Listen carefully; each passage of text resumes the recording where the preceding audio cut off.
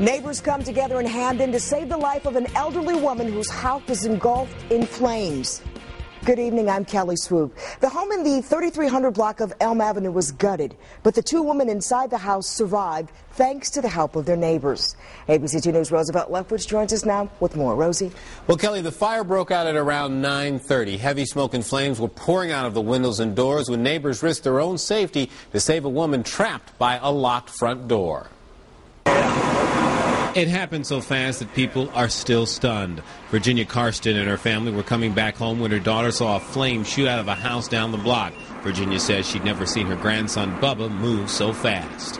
We all went running. We were yelling fire as loud as we could so other people would hear us. So when he got down there, we banged on the door, and the mother come to the door. And he was trying to tell her to back up. She wouldn't back up, so he literally had to pull the door off the hinges to get her out of there. She was already in flames.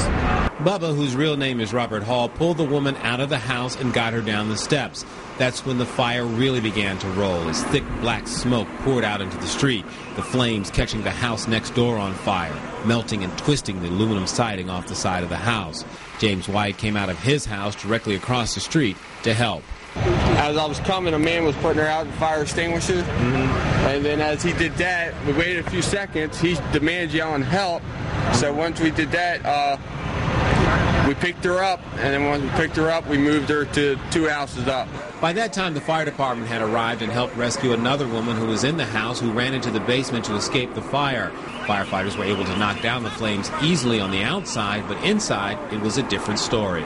This house is filled with clutter, which certainly poses a hazard to our firefighters while battling it. It literally acts as fuel in the setting of a fire.